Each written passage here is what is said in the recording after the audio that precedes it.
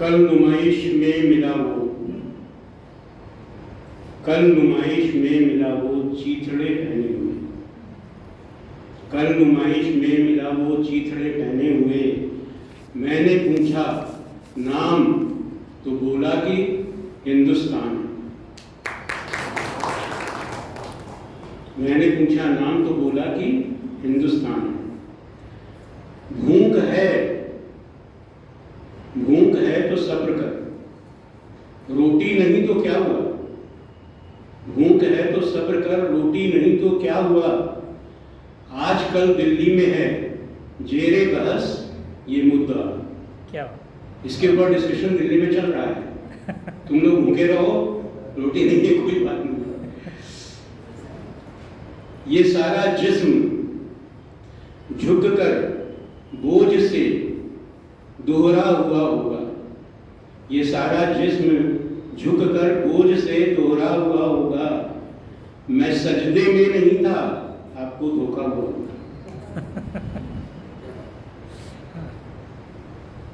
तो ये तो स्थिति जो दबे कुचले जनता, गरीब जनता है उसके जवाब में क्या आता है। जरा सा तौर तरीकों में हेर फेर करो, जरा सा तौर तरीकों में हेर फेर करो। तुम्हारे हाथ में कालर हो, आस्तीन नहीं। गिड़गिड़ाने का यहाँ पर कोई असर होता नहीं, गिड़गिड़ाने का यहाँ पर कोई असर होता नहीं। पेट भरकर गालियां दो, आह भरकर बदलो। मेरे सीने में नहीं तो तेरे सीने में सही, मेरे सीने में नहीं तो तेरे सीने में सही। हो कहीं भी आग, लेकिन आग जलनी चाहिए। तो ऐसी आग उगलती पंक्तियां लिखने वाले महाकवि दुष्यंत कुमार की पुस्तक साये में धूप, उसको लेकर आपके समक्ष मैं उपस्थित हुआ हूँ। लेकिन अध्यक्ष महोदय और देवियों और सज्जनों, सबसे पहले मैं इस संस्था और कदम जी का बहुत आभारी हूँ कि उन्होंने मुझे ये मौका दिया यहाँ आने का। और उससे भी ज़्यादा मैं आपकी तालियां चाहता हूँ, क्योंकि जब मुझे पता, मैं तो पूना में हूँ, मुझे पता भी नहीं था कि 14 साल से ये संस्था लगातार महीने में हर 2 बार ऐसे कार्यक्रम कर रही है। जहाँ तक मुझे पता है जो वहाँ की संस्थाएं हैं, आपको पता होगा मसपा है ना, वो हाँ। महाराष्ट्र साइड 3 महीने में एक बार होती है मीटिंग। तो मैं मतलब बहुत ही इम्प्रेस हूँ और मैं इनका अभिनंदन करना चाहता हूँ। मैं चाहता हूँ तालियां।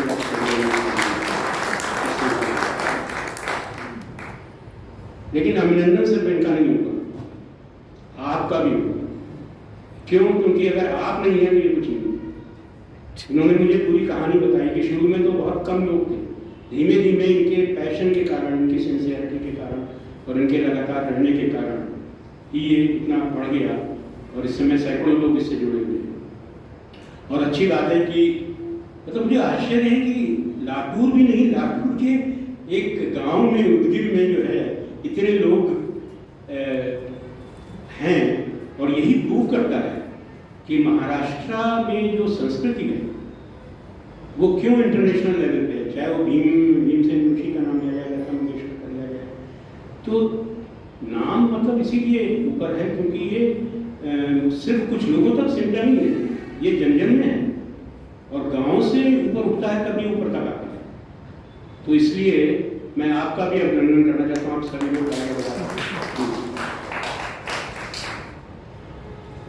तो अब आपको थोड़ा आइडिया लग गया होगा कि दुष्यंत कुमार ने जो लिखा वो क्रांतिकारी था और उन्होंने जो चारदीवारियां थी उनको तोड़ दिया। गजल, ये गजल है। तो अभी मैं आपको बताता हूं कि गजल की किस चारदीवारी को उन्होंने तोड़ा, उसके कारण उनकी बड़ी आलोचना भी। गजल एक्चुअली मोस्टली उर्दू में या वेस्ट एशिया से आई है, अरबी फारसी इसमें सब में था।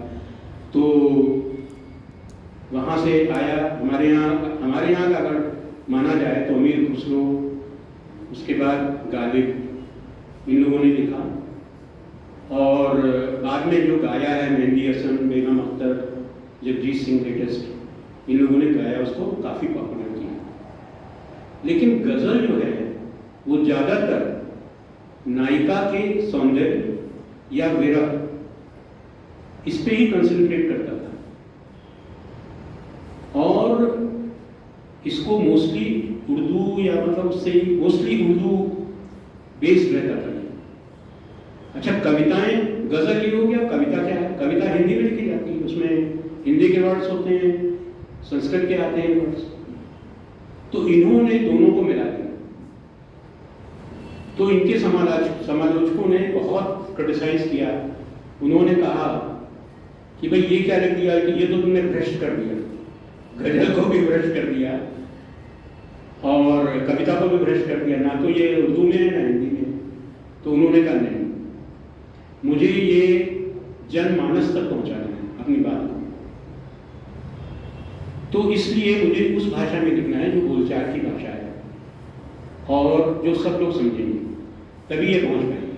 क्योंकि उर्दू की जो गज़ल है वो भी लिमिटेड ही रह जाती है, कविता भी जो है वो थोड़ी सी लिमिटेड रह जाती है। लेकिन जो उन्होंने किया वो आज 50 साल के बाद, लगभग 50 साल पहले उन्होंने लिखा था 1975 में, इमरजेंसी के जस्ट आसपास। तो उनकी बात एकदम सही साबित हुई, क्योंकि ये जनमानस तक चली गई।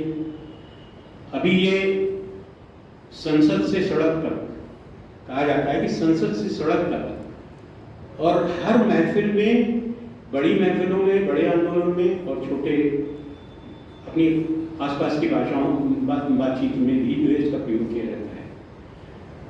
इसका प्रयोग प्रधानमंत्री ने किया, अभी आपको ध्यान है प्रधानमंत्री ने किया था। तो अभी कुछ ही दिन पहले लोकसभा में उन्होंने बोला, कांग्रेस के लिए बोला एक्चुअली, जब उनके पास सिर्फ 55 सीटें थी, कि तुम्हारे पांव के नीचे कोई जमीन नहीं, तुम्हारे पांव के नीचे कोई जमीन। कमाल ये है कि फिर भी तुम्हें यकीन। तो ये मोदी जी ने पार्लियामेंट में बोला था। योगी जी ने भी ये भी बोला कुछ दिन पहले, वो भी अपने अपोजिशन अखिलेश यादव को बोल रहे थे। उन्होंने बोला, कुछ ज़्यादा ही शोर शराबा वगैरह हो रहा था, तो उन्होंने बोला, नाम ने भी बोला दुष्यंत कुमार का, बोला कि कैसे मंजर सामने आने लगे हैं, कैसे मंजर सामने आने लगे हैं, लोग गाते गाते चिल्लाने लगे हैं। तो इस तरह समय समय पर नेताओं ने भी, नेता की जहाँ तक बात आई, तो सबसे बड़ा आंदोलन जो अभी मॉडर्न इंडिया में हुआ वो तो अभी भ्रष्टाचार के खिलाफ अरविंद केजरीवाल ने किया, उन्होंने भी यूज किया। तो इसके बाद आपको जानकर आश्चर्य होगा कि ये फिल्मों में भी यूज किया गया है। इसको बता सकते हैं कोई कि फिल्मों में कहाँ पे यूज हुआ है? तो 3 फिल्मों में यूज हुआ है। एक फिल्म का नाम इरादा, दूसरा हल्ला बोल और तीसरा हंगामा। इसके अलावा आपको ध्यान होगा आमिर खान की सत्यमेव जयते है, सत्यमेव जयते, उसमें भी इनका प्रयोग किया गया है। उसमें था कि सिर्फ हंगामा खड़ा करना, ये तो इतना प्रसिद्ध है कि आप सबको याद होगा। सिर्फ हंगामा खड़ा करना मेरा मकसद नहीं, सिर्फ हंगामा खड़ा करना मेरा मकसद नहीं, मेरी कोशिश है कि ये सूरत बदलनी चाहिए। तो इस तरह अलग अलग जगहों पे इसका प्रयोग किया गया है। लेकिन सवाल ये कि इतने क्रांतिकारी हुए कैसे, ये इसलिए इनके बैकग्राउंड में थोड़ा जानना जरूरी है। तो आज से 90 साल पहले, लगभग 1935 में 1 सितंबर को इनका जन्म हुआ था। उत्तर प्रदेश में जिला बिजनौर के पास एक गांव है, राजपुर नवादा, वहाँ पर इनका जन्म हुआ था। उसमें भी बड़ी खास बात है। और इनका नाम दुष्यंत क्यों पड़ा, इसमें भी बड़ी खास बात है। इनके पिताजी जो हैं वो वहाँ के छोटे मोटे जमींदार थे, चौधरी भगवत सहाय, खुद भी शायर थे वो। तो वो जो जगह है वहाँ पे मालती नदी बहती है बगल में, वो जगह आपको जानकर आश्चर्य हुआ होगा कि साहित्य से कैसे जुड़ी है या पुरानी किंवदंती से कैसे जुड़ी हुई है। वहाँ पे कण्व ऋषि का आश्रम था बहुत बहुत पहले, और उनकी पुत्री का नाम कोई बताएगा? कण्व ऋषि की पुत्री का नाम शकुंतला। अब आपको सब पता चल गया होगा। तो उनकी दत्तक पुत्री थी शकुंतला। तो अब आपको पता है कि दुष्यंत वहाँ पे आए और उन्होंने निवेदन किया, और उनके जो पुत्र हुए भारत, उनके नाम पे हमारे देश का नाम, तो बहुत ही इम्पोर्टेंट जगह थी वो। तो उसके नाम पर उन्होंने दुष्यंत नाम का रखा। दुष्यंत नाम तो जरूर रख दिया, लेकिन उनकी इच्छा ये थी कि ये कलेक्टर हो। जैसे कि उस जमाने में सभी लोगों को था कि भाई IAS बने, तो कलेक्टर बनने की इच्छा, लेकिन नियति को ये मंजूर नहीं था कि वो कलेक्टर बन के वो छोटा मोटा काम करते रहे और सेक्रेटरी होकर रिटायर हो जाए। उनको तो नियति को तो उन्हें महाकवि बनाना था। तो उनका मन पढ़ाई में था, ठीक ठाक था, लेकिन ज़्यादातर वो बचपन से ही मतलब हाई स्कूल वगैरह से वो कविताएं लिखना उन्होंने शुरू कर दिया। उसी समय उनकी मैरिज भी हो गई तो राजेश्वरी देवी से। तो खैर वहाँ पे वहीं पे स्कूल में और कॉलेज में पढ़ाई हुई उनकी। फिर वो ग्रेजुएशन और पोस्ट ग्रेजुएशन के लिए इलाहाबाद यूनिवर्सिटी में आ गए। वहाँ से उन्होंने BA और MA किया हिंदी में, और उसके बाद जो है फिर उन्होंने शुरू में छोटी मोटी नौकरी की, टीचरी वगैरह की, लेकिन उससे उनका काम चलता नहीं था। तो हरिवंश राय बच्चन से उनका परिचय था। तो हरिवंश राय बच्चन ने उनको ऑल इंडिया रेडियो दिल्ली में स्क्रिप्ट राइटर की नौकरी दिलवा दी। तो वहाँ पे वो आ गए। वहाँ पे आना था कि उनका जो साहित्यिक सर्कल था वो बहुत बढ़िया। उनके साथियों में जो मैं नाम लूँगा तो सबको पता होगा, मोहन राकेश नाटक में एक बहुत बड़ा नाम, कमलेश्वर कहानी का बहुत बड़ा नाम, भवानी प्रसाद मिश्र कविता का बहुत बड़ा नाम। तो ये उनकी मंडली हो गई एक तरह से। तो उनके छोटे से घर में ये मंडली बैठती थी और साहित्य की चर्चा होती थी। लेकिन बाद में क्या हुआ कि उनका ट्रांसफर हो गया भोपाल। तो भोपाल में भी वो ऑल इंडिया रेडियो में पहले रहे, फिर बाद में वो वहीं के संस्कृत विभाग में, भाषा विभाग में वो सर्विस करने लगे, और अंत तक उन्होंने किया वहाँ पे सर्विस। यहाँ पर भी उनका काफ़ी परिचय साहित्य के क्षेत्र में काफ़ी रहा, और यहीं पर उन्होंने अपनी किताबें लिखी। तो उनका नाम तो सबसे ज़्यादा यही गज़लों की जो किताब है, ये साय में धूप, इसी के कारण जाना जाता है। लेकिन उन्होंने और भी बहुत सी किताबें लिखी हैं। सबसे पहले उनकी किताब थी सूर्य का स्वागत। तो वहाँ से लेके उन्होंने कविताएं लिखी हैं, नाटक लिखे हैं, और स्टोरीज लिखी हैं, इस तरह की कई चीज़ें लिखी हैं। लेकिन वो बहुत ही सेंसिटिव और बहुत ही भावुक व्यक्ति थे। तो जो जनता की बातें थी वो उनको सब दिखाई देती थी। सबसे बड़ी बात क्या थी कि वो जब पैदा हुए थे तब तो देश आज़ाद नहीं था। जब वो लगभग 14 साल के हुए तब देश आज़ाद हुआ। तो उनके मानस पटल में ये बात थी कि भाई क्यों आज़ादी की लड़ाई लड़ेंगे, आखिर सबको इन्वॉल्व किया गया। तो यही तो बोल के किया गया कि तुम लोग सब लोग जो है हमारी आज़ादी आ जाएगी, तो हमारा राज होगा, तो सब लोग अच्छे से होंगे, और सबका घर जो है वो खाना पीना होगा, सबके पास पढ़ाई लिखाई होगी, बिजली होगी, पानी होगा, हर चीज़ होगी। लेकिन उन्होंने ये देखा कि 25 साल हो गए और कुछ भी नहीं हुआ। नारे जरूर आए गरीबी हटाओ, लेकिन गरीबी हटाओ के बजाय गरीब हटने लगे। तो उनको ये अंदर से बहुत पीड़ा थी। उन्होंने अपनी किताब में लिखा भी है कि मेरी व्यक्तिगत पीड़ा भी थी और सामाजिक पीड़ा भी थी, दोनों ही थे। तो उनको ये लगा कि क्या किया है। उसी समय जो राजनीतिक आंदोलन था, वो आपको ध्यान होगा जयप्रकाश नारायण जी के नेतृत्व में वो लोग इकट्ठा होने शुरू हो गए और उसी समय इंदिरा गांधी जी ने जो है 25 जून 1975 को इमरजेंसी लगाई और जितने उनके विरोधी थे सभी को उन्होंने अरेस्ट कर लिया।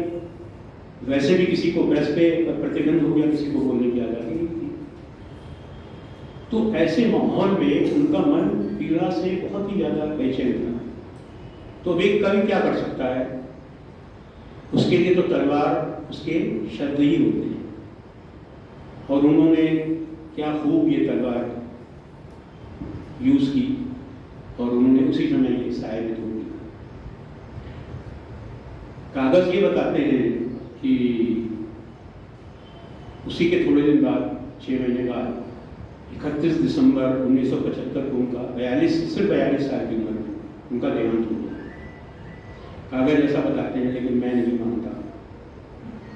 मैं समझता हूँ दुष्यंत कुमार आज भी जिंदा हैं और हम सबके मन में है और जहाँ भी अन्याय है, असंतोष है, विरोध की कोई भावना है, तो वहाँ पर दुष्यंत कुमार खुद उपस्थित हो जाते हैं अपने शब्दों के रूप में, अपनी पंक्तियों में। तो इस तरह जो है, तो उस बैकग्राउंड में उन्होंने जब ये बैकग्राउंड जानने के बाद जब आप देखेंगे कि क्या क्या उन्होंने लिखा है, अभी जो मैंने पढ़ा भी तो आपने देखा कि उसी पीड़ा से उन्होंने लिखा है इसको।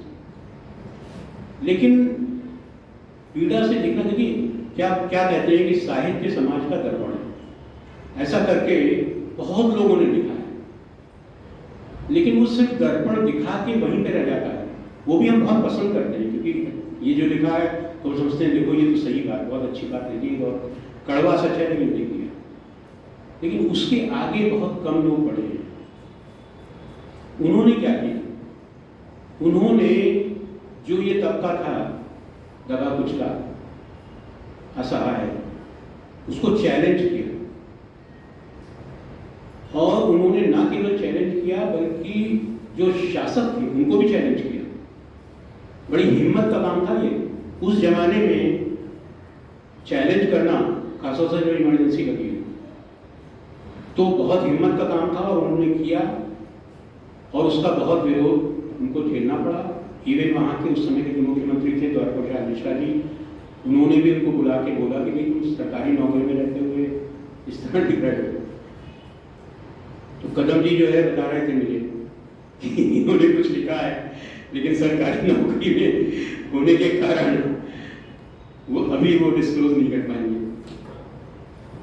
लेकिन उन्होंने इसको वो किया और सामने लाया।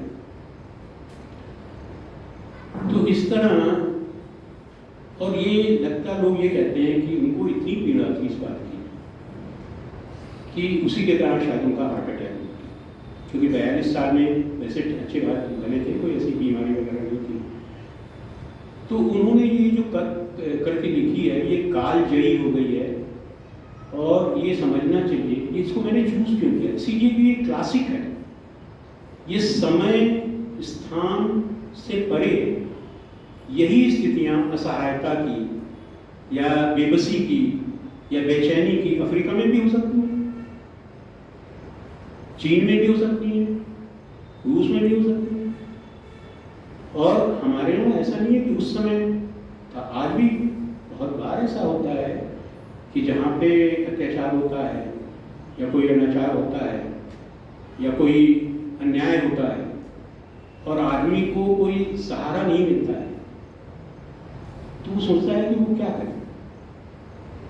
उस समय इनकी कविताएं गाइडेंस देती हैं। तो इन्होंने ना केवल उनको चैलेंज किया बल्कि बहुत एक्सट्रीम तक चले गए। अभी देखिए, आपने सुना कि गिड़गिड़ाने से यहाँ कोई असर होता नहीं, पेट भर गालियां दो, ऐसा किसी ने लिखा नहीं होगा। तो इसलिए ये जो कविता है, वो ये गज़ल है, वो इसको कालजयी कहेंगे, समयातीत कहेंगे, क्लासिक कहेंगे। और यही कारण है कि 50 साल हो गए हैं और ये उतनी ही नहीं है जितनी उस समय लिखी गई। बल्कि उस समय इसका उतना ज़्यादा जो है प्रभाव नहीं था लोगों ने, क्योंकि समालोचक भी जो है वो भी इसका थोड़ा विरोध कर रहे थे। तो उस समय और इमरजेंसी भी लगी हुई थी, लेकिन बाद में ये बहुत पॉपुलर हुई। तो आइए कुछ हम लोग जो हैं वो इनकी कविताओं का आनंद लेते हैं और इस बैकग्राउंड के बाद मेरा क्या आप रिलेट भी कर पाएंगे काफ़ी कुछ। तो जो मुझे पसंद है, सब तो बहुत मुश्किल होगा पढ़ना क्योंकि बहुत बड़ी है, तो पढ़ते हैं कि हो गई है पीर पर्वत सी। पीर उनके अंदर की थी, सारी जनता की पीर है जब अन्याय और अत्याचार होता है। तो हो गई है पीर पर्वत सी पिघलनी चाहिए। हो गई है पीर पर्वत सी पिघलनी चाहिए, इस हिमालय से कोई गंगा निकलनी चाहिए। अब देखिए शब्दों का चुनाव भी देखिए कि पर्वत सी हो गई है, तो लोग जो हैं, ज्यादातर लोग क्या होता है कि सोचते हैं कि भाई ये तो हो नहीं सकता, छोड़ दो इसको हम कैसे टैकल करेंगे, कोई बहुत बड़ी प्रॉब्लम है। अभी भी पढ़ने में आता है, शायद आसपास भी होगा कि लोगों को सड़क नहीं है, आज से मतलब 70-75 साल हो गए, पुल नहीं है, तो लोगों ने कोशिश नहीं की होगी, लेकिन फिर छोड़ देते हैं। तो उसी हर रेफरेंस में आ सकता है। और ये अन्याय और ये बातें मैं कहता हूँ कि व्यक्तिगत जीवन में भी हो सकती है। अगर कोई हस्बैंड अपने वाइफ के ऊपर या बच्चों के ऊपर कर रहा है, तो क्या वहाँ पे ये नहीं एप्लीकेबल है? तो ऐसा नहीं कहा जाएगा कि सिर्फ ये व्यक्तिगत है या सामाजिक है या राजनीतिक है, ये कहीं भी अप्लाई हो सकता है। तो हो गई है पीर पर्वत सी पिघलनी चाहिए, इस हिमालय से कोई गंगा निकलनी चाहिए। गंगा उन्होंने क्यों यूज किया? क्योंकि गंगा जो है जीवन दायिनी है। गंगा हमारे सभी मतलब कहते हैं कि तमाम तरह के मर्ज अगर हैं तो उनका इलाज करने वाली है, इसलिए उन्होंने गंगा वर्ड यूज किया कि इससे जो है हमारा कुछ फायदा हो। तो उनकी जो गंगा निकली, एक कवि की गंगा क्या निकल सकती है? यही निकल सकती है, तो उन्होंने निकाला है। फिर उन्होंने लिखा कि आज यह दीवार पर्दों की तरह हिलने लगी। आज यह दीवार पर्दों की तरह हिलने लगी। ठीक है, थोड़ा बहुत आपने कर लिया, हलचल हो गई है। शर्त लेकिन थी कि ये बुनियाद हिलने चाहिए। तो सिर्फ दीवारें हिला देने से, लीपापोती कर देने से कोई फायदा नहीं है। अगर कैंसर है तो रूट से निकालना पड़ेगा। तो ये इन्होंने लिखा कि आज यह दीवार पर्दों की तरह हिलने लगी, शर्त लेकिन थी कि ये बुनियाद हिलनी चाहिए। अब देखिए एक्सट्रीम पे जाने के लिए क्या वो लिखते हैं गजल। हर सड़क पर, हर गली में, हर नगर, हर गांव में, हर सड़क पर, हर गली में, हर नगर, हर गांव में हाथ लहराते हुए हर लाश चलनी चाहिए। अब बहुत लोग जो हैं ये भी सोच सकते हैं लाश कैसे चलेगी। तो मैं एक इनका हाव पक्ष तो ये है कि इन्होंने दबे कुचले लोगों की बात करी और बहुत ही जोरदार करी और उनको रास्ते भी सुझाए। लेकिन कला पक्ष इनका ये है कि इनकी शैली जो है वो आप देख रहे होंगे कि व्यंग्य है, काफी चीजों में व्यंग्य है और विरोधाभास अलंकार है। आपको मतलब वो उल्टा सा कुछ हो लगेगा, लेकिन बाद में वो समझने पे समझ में आ जाएगा। लाश उन्होंने क्यों कहा?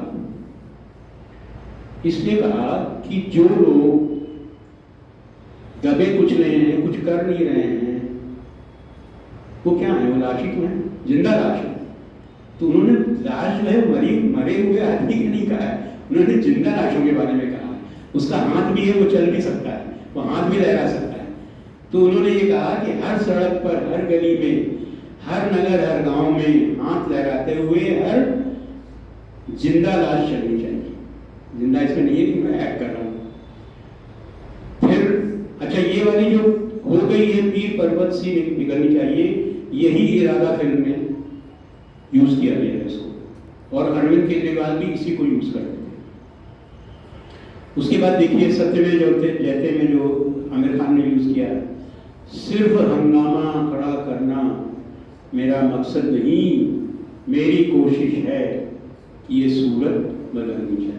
तो उन्होंने ऐसा भी कह दिया है कि मैं इतनी बातें कर रहा हूँ कि लाश चलनी चाहिए और गालियाँ दो और ये करो वो करो, लेकिन ऐसा नहीं है कि वो एक्सट्रीम पे अगर बातें समझ जाती हैं तो समझ जाएं, लेकिन हमको कहना तो पड़ेगा कि अपनी बच्चा जब तक चिल्लाएगा नहीं तो माँ दूध देती नहीं है। तो इसलिए उन्होंने उसी रेफरेंस में ये बात कही है कि सिर्फ हंगामा खड़ा करना मेरा मकसद नहीं, मेरी कोशिश है कि सूरत बदलनी चाहिए। और अगली फिल्म थी हल्ला बोल में जो है वो ये लास्ट वाला ये कविता इसीलिए बहुत इंपॉर्टेंट है कि इसमें बहुत सी फिल्मों ने इसको यूज किया। तो उन्होंने लिखा कि मेरे सीने में नहीं तो तेरे सीने में सही हो कहीं भी आग, लेकिन आग नहीं चाहिए। तो ये बहुत ही मतलब प्रसिद्ध है, 30 नंबर की गजल है। तो ये है। इसके बाद जो मोदी जी ने कहा था उसको भी चर्चा कर लेते हैं कि पूरी गजल क्या थी। तुम्हारे पाँव के नीचे कोई जमीन नहीं, कमाल ये है कि फिर भी तुम्हें यकीन नहीं। अब मोदी जी ने किया वो अलग बात है, लेकिन आपके जीवन में ये आता रहता है। आप जिसके ऊपर सहारा कर रहे हैं, जिस पे भरोसा कर रहे हैं, उस पे आंख बंद करके मत करिए। वो यही तो कह रहे हैं कि भाई तुमको पता होना चाहिए कि तुम्हारे पाँव के नीचे कोई जमीन नहीं है। ये जो भरोसा है आत्मनिर्भर करने के लिए है। तो तुम्हारे पाँव के नीचे कोई जमीन नहीं, कमाल ये है फिर भी तुम्हें यकीन नहीं। तुम उसी के ऊपर विश्वास करते चले जा रहे हो, एक दिन फिर तुमको धोखा मिलता है। तो कॉशियस भी रहो। कहते हैं ना कि मंदिर के बाहर भगवान के ऊपर विश्वास करो, लेकिन अपनी चप्पलों की सुरक्षा खुद करो। तो वही बात इन्होंने कही है कि तुम्हारे पाँव के नीचे कोई जमीन नहीं, कमाल ये फिर भी तुम्हें यकीन। दूसरा है कि मैं बेपनाह अंधेरों को सुबह कैसे करूं, मैं इन नजारों का अंधा तमाशबीन नहीं। सब लोग क्या करते हैं, इश्तहार आते हैं, नारे लगाते हैं, सब बोलते हैं ये बहुत अच्छा है, ऐसा है, तो उसको जो है मैं कैसे मान लूं कि ये सुबह है। तो इसलिए कह रहे हैं मैं इन नजारों का अंधा तमाशबीन नहीं। अब आप देखिए कितना चोट कर रहे हैं डेमोक्रेसी के ऊपर। तेरी जुबान है झूठी जमहूरियत की तरह। जमहूरियत को सीधा झूठ बोल रहे हैं, क्योंकि झूठी ही बातें करके जाते हैं लोग। जितने बातें करते हैं उसमें से कितने पूरे होते हैं। तो इसलिए तेरी जुबान है झूठी जमहूरियत की तरह, तू एक जलील सी गाली से बेहतरीन नहीं। मतलब उनका व्यंग, उनका अटैक बिल्कुल खुला है, कोई वो छुपाते नहीं। तू एक जलील सी गाली से बेहतरीन। फिर कहते हैं तुम्ही से प्यार जताएं तुम्ही को खा जाएं, तुम्ही से प्यार जताएं तुम्ही को खा जाएं, अदीब यो तो सियासी हैं पर कमी नहीं।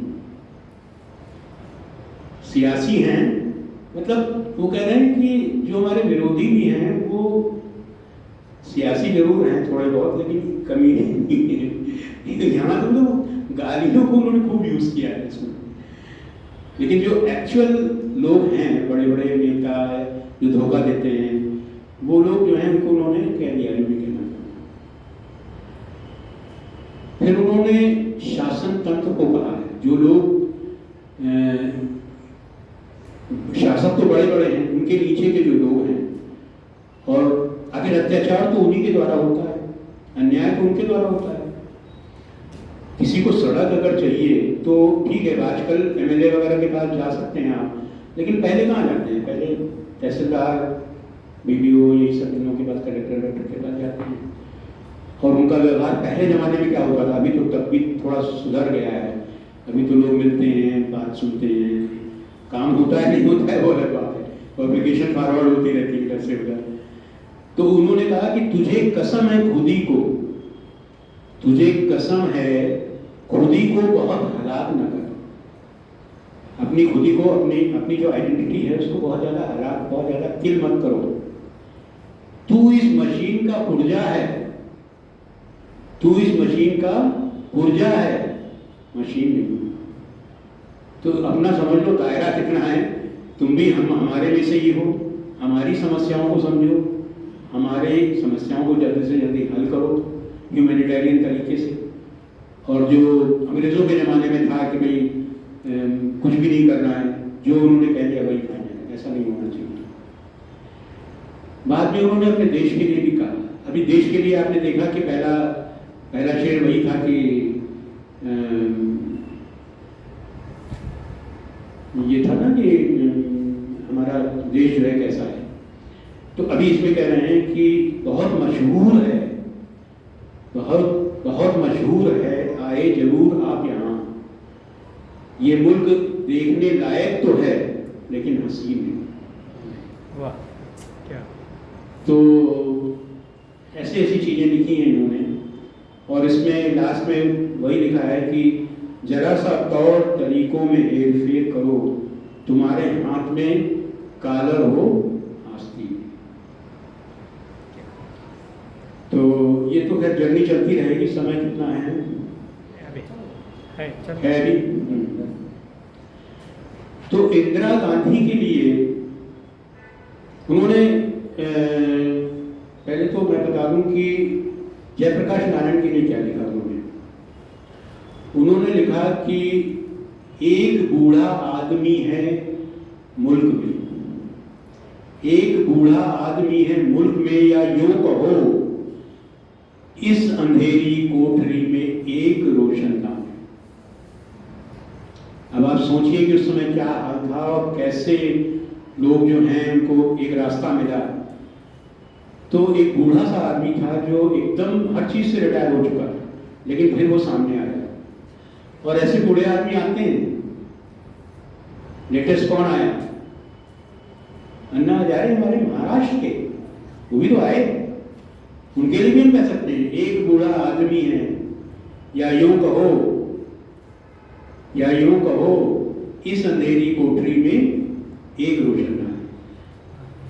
तो उन्होंने गाइडेंस दी, करा, सब कुछ सही था, सारे भारत की जनता उनकी तरफ अट्रैक्ट हुई। वो दूसरी बात है कि उसको हाईजैक कर लिया गया और कहाँ चला गया वो बता नहीं। लेकिन वो बेचारे वो भी पीड़ा में है इस समय। तो उनके लिए तो वो कहा, लेकिन इंदिरा गांधी के लिए क्या कहा? उन्होंने कहा कि एक गुड़िया की कई कठपुतलियों में जान है, एक गुड़िया की कई कठपुतलियों में जान है, आज शायर ये तमाशा देखकर हैरान है। तो उस समय इंदिरा गांधी के लिए इतनी बड़ी बात कर देना, जबकि उस समय कोई कह नहीं सकता था, ये इन्होंने इसमें लिखा। और क्या लिखा कि खास सड़कें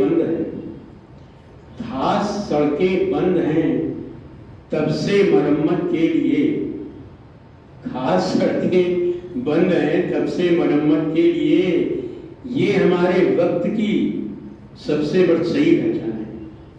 ये हमारे वक्त की सबसे सही पहचान। आप देखते हैं ना कि कितने हाईवे मतलब ब्रिजेस, कितने जगह सालों साल से ऐसे ही पड़े रहते हैं और हम लोग सफर करते रहते हैं। तो इसी में ये वाला है, एक बूढ़ा आदमी है मुल्क में, या यूं है इस कदर में। फिर है कि इस कदर पाबंदी महजब के सदके आपके, इस कदर पाबंदी मजहब, मतलब मजहब की पाबंदी इस तरह की है कि सदके आपके, बहुत आपका अभिनंदन है, बहुत धन्यवाद है। जब से आज़ादी मिली है, जब से आज़ादी मिली है मुल्क में रमजान है। रमजान में क्या होता है? लोग व्रत रहते हैं, कुछ नहीं है। तो अब दोबारा देखिए इसको, इस कदर पाबंदी मजहब की सदके आपके, जब से आज़ादी मिली है मुल्क में रमजान। ज़्यादातर लोगों को खाना नहीं मिलता था, शायद आज भी होंगे, कम संख्या में है लेकिन अभी भी है। इसी में आगे वो वाला भी है कि कल नुमाइश में मिला था वो चीथड़े पहने हुए, मैंने पूछा नाम तो बोला कि हिंदुस्तान, बोला कि हिंदुस्तान। मुझ में रहते हैं करोड़ों लोग, मुझ में रहते हैं करोड़ों लोग, चुप कैसे रहे? लोगों ने, उनके दोस्तों ने, बहुत लोगों ने कहा कि भाई आप क्यों लिख रहे हैं? तो उन्होंने जवाब दिया, मुझ में रहते हैं करोड़ों लोग, करोड़ों गरीब बेबस लोग रहते हैं, चुप कैसे रहो? हर गजल अब सल्तनत के नाम एक बयान है, हर गजल अब सल्तनत के नाम एक बयान है। तो एक से एक है, जिसको भी उठा लीजिए आप, वो गजल इतनी अच्छी है कि अपने दर्द के बारे में उन्होंने लिखा है कि रोज जब 12 का बजर होता है, रोज जब 12 का बजर होता है, यातनाओं के अंधेरे में सफर होता है। आप दिन में तो बिजी रहते हैं, तो जो आपकी यातनाएं हैं वो रात में ही फिर आपको तुरंत नींद नहीं आती है। तो ये रोज जब 12 का गजल होता है, यातनाओं के अंधेरे में सफर होता है, कोई रहने की जगह है मेरे सपनों के लिए, कोई रहने की जगह है मेरे सपनों के लिए, यो वो घरौंदा ही सही, मिट्टी का भी घर होता है। कोई छोटी सी जगह दे दो मुझे मेरे सपनों के लिए, जहाँ पे मैं ये अपने देश को, अपने इन लोगों को खुशहाल देख सकूं। कहते हैं सिर से सीने में कभी, सिर से सीने में कभी, पेट से पाँव में कभी, सिर से सीने में कभी, पेट से पाँव में कभी, एक जगह हो, एक जगह हो तो कहें दर्द किधर होता है। तो पीड़ा इतनी ज्यादा है कि ये बताना मुश्किल है कि कहाँ पे दर्द है, कोई आइडेंटिफाई नहीं कर सकता, कोई डॉक्टर इलाज नहीं कर सकता है। ऐसा लगता है कि उड़कर भी कहाँ पहुंचेंगे, ऐसा लगता है कि उड़कर भी कहाँ पहुंचेंगे, हाथ में जब कोई टूटा हुआ पर होता है, हाथ में जब कोई टूटा हुआ पर होता है। सैर के वास्ते सड़कों पे निकल जाते थे, पहले सैर के वास्ते सड़कों पे निकल जाते थे, अब तो आकाश से पथराव का डर होता है। इतना ज्यादा बंदिश है कि पता नहीं है किधर से गोली आ जाए। तो ऐसे ऐसे लिखे हैं। इनकी पहली वाली जो कविता है वो बहुत अच्छी है और बहुत अच्छा चित्रण करती है। कहाँ तो तय था, कहाँ तो तय था चिरागा हर एक घर के लिए, कहाँ तो खुशहाली का जो वादा था वो सबके घर के लिए था, कहाँ चिराग मयस्सर नहीं शहर के लिए, कहाँ तो तय था चिरागा हर एक घर के लिए, कहाँ चिराग मयस्सर नहीं शहर के लिए। अब यहाँ देखिए, यहाँ दरख्तों के साए में धूप लगती है। दरख्त माने पेड़, पेड़ के साए में लोग जाके बैठते हैं किस लिए? वहां पे छांव होगी, साया होगा। लेकिन वो कहते हैं यहाँ ये जो उनको आजादी मिली है, जो शासन है, ये नेता है, तो इनके दरख्तों के साए में धूप लग रही है। तो वो आगे जाके कह रहे हैं चलो यहाँ से चले और उम्र भर के। यहाँ से चलने का मतलब ये नहीं है कि रण छोड़ कर नहीं जाना है, उनका मतलब है इन लोगों के जो शासन है उससे हटना है और उनको कोई और परिवर्तन करना है। तो यहाँ इसी के नाम पे ये जो किताब है वो साए में धूप यहीं से निकली कि यहाँ दरख्तों के साए में धूप लगती है, चलो यहाँ से चलें और उम्र भर न हो कमीज। लोग कैसे हैं देखिए, न हो कमीज तो पांव से पेट ढक लेंगे। बेचारे हैं कितने लोग, न हो कमीज तो पांव से पेट ढक लेंगे। ये लोग कितने मुनासिब हैं सफर के लिए। ये जो सफर चल रहा है उसके लिए कितने मुनासिब हैं। ये गलत फहमी नेताओं को रहती है कि भाई ये तो कैसे भी चला लेंगे, मतलब हम जो कर रहे हैं ठीक है। खुदा नहीं ना सही, खुदा नहीं ना सही, आदमी का ख्वाब सही, कोई हसीन नजारा तो है नजर के लिए। तो गरीबों के लिए क्या है कि यही ख्वाब ही रहते हैं। वे मुतमईन हैं, कॉन्फिडेंट है वो कि पत्थर पिघल नहीं सकता। तभी सब जो भी करता है वो ये सोचता है कि तो पिघलेगा नहीं, कोई जरूरत नहीं। वे मुतमईन हैं कि पत्थर पिघल नहीं सकता। मैं बेकरार हूं आवाज में असर के लिए, मैं बेकरार हूं आवाज में असर के लिए। और उसी के लिए कविता आई है। कह रहे हैं तेरा निजाम है, निजाम माने शासन, तेरा निजाम है सिल दे जवान शायर। कुछ भी कर लो भाई, सिल दो, जेल में डाल दो, गोली मार दो। ये एहतियात जरूरी है इस बहर के लिए। तो तुम्हारे लिए तो ये ठीक है, तुम कुछ भी कर लो। लेकिन वो क्या कह रहे हैं कि अगर हमको अपनी खुशहाली चाहिए, अपने सपने चाहिए, उसके लिए बोले जिए तो अपने बगीचे में, जिए तो अपने बगीचे में गुलमोहर के तले, जिए तो अपने बगीचे में गुलमोहर के तले, मरे तो गैर की गलियों में गुलमोहर के लिए। अगर हम को इतना संघर्ष भी करना पड़े कि हम उस प्रयत्न में हमारी डेथ भी हो जाए तो भी हम उसको छोड़ेंगे नहीं। गुलमोहर हमको घर में भी चाहिए, बाहर भी चाहिए। गुलमोहर का मतलब हमारे सपने, जो हमारी बेसिक नीड्स है कम से कम, वो तो पूरी होनी चाहिए। तो ये है तो अंत तक जा सकता है। बताइए करण जी, हो ठीक है? तो बहुत धन्यवाद आप लोगों को। मेरा ख्याल है आपने एंजॉय किया होगा और बहुत से लोगों ने ये किताब पढ़ी होगी, और अगर नहीं पढ़ी है तो आप लोग पढ़िए, इसको बहुत मजा आएगा। धन्यवाद। हाँ लगेच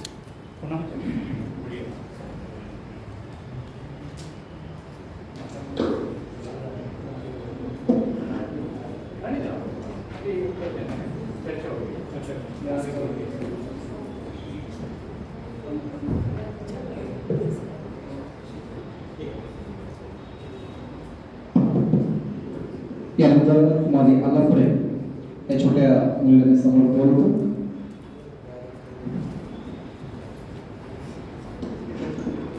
सर्वांना विनंती आहे, आपण लहान मुलांना वाचता करण्यासाठी आपल्या या कार्यक्रमात त्यांच्यासाठी 2 ते 3 मिनिटाचा वेळ द्यायला हवं. या मुलांनी घरी वाचलेलं पुस्तक, त्यांनी कोणत्या पुस्तकात काय वाचलं एवढंच सांगायचं, जास्त काही नाही. आणि आम्ही असं ठरवलंय की या मुलांचं कौतुक करत असताना आपण यांना पैसे द्यायला लागलो. तेव्हा ही पैसे ज्यांना कुणाला द्यायचे त्यांनी जरूर द्या. ते पैसे या लेकराला न देता आमच्या आनंद बिरादार यांच्याकडे जमा करायचे, कारण आम्ही त्या पैशाची यांना पुस्तकं घेऊन देणार आहोत. याला जे पुस्तक पाहिजे तेच पुस्तक आनंद बिरादार स्वतः आणून देणार आहे. तेव्हा विनंती आहे, पैसे लेकराच्या हातात द्यायचे नाहीत, लेकरांना द्यायचे आपल्याला, पण त्यांना पुस्तक रूपात. ओके, पहिले पूर्ण नाव सांगायचं आणि कोणतं पुस्तक वाचले, त्या पुस्तकात काय वाचलं. माझे नाव रिया. थांब घाई करायची नाही, स्लो मध्ये घ्यायचं.